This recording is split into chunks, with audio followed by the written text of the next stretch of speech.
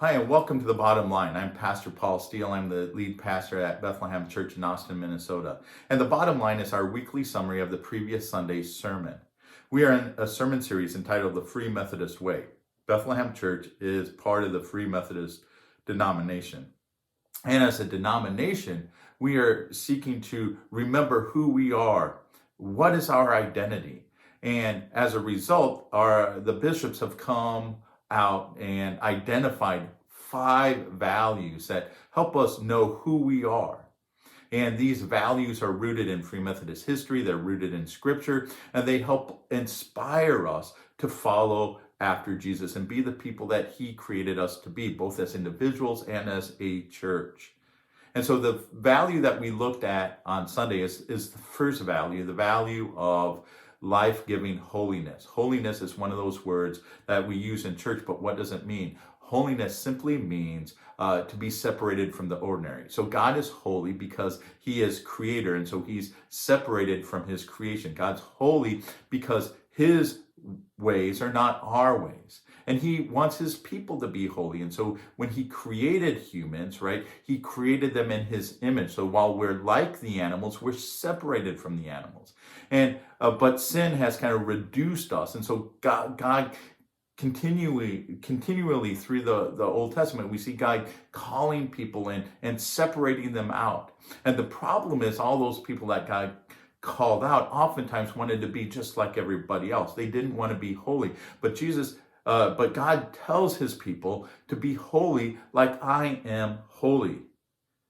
And when it comes to holiness, oftentimes we've reduced it down to a set of moral standards. Do this and don't do that. That's Jesus' interactions with the religious leaders of His day who are living by this strict rules and regulations so that they can keep the law. It comes out of a good intention to keep the law, but they burden themselves with this strict moral code. And Jesus tells them, hey, you are trying to strain out a gnat, but you're swallowing the camel. You are burdening these people and you're not helping them. So when it comes to these rules and regulations, this legalism that gets wound up with holiness, what happens is that there becomes condemnation and shame, and it's not life-giving. Holiness should be life-giving because God says, be holy like I am holy, and God is the life giver. And so how can we have a life-giving holiness? And in Colossians, the Apostle Paul writes this in Colossians chapter 3, verses 12 through 15.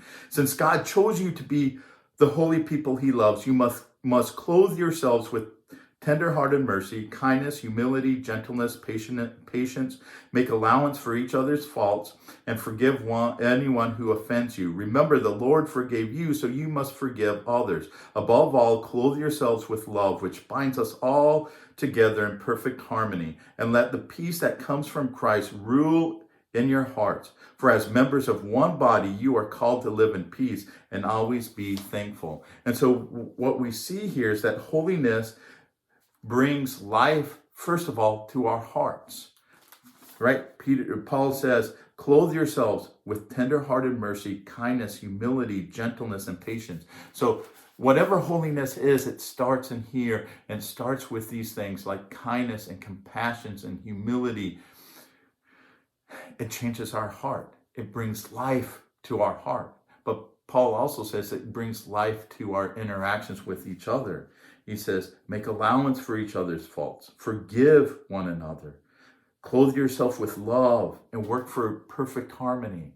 And so holiness brings life to our hearts, and it brings life to our relationships to those around us. It doesn't introduce shame. It doesn't introduce condemnation. And so our bottom line this week is this: holiness brings life to our lives by healing our hearts and guiding our relationships. Holiness brings life to our lives by healing our hearts and guiding our relationships.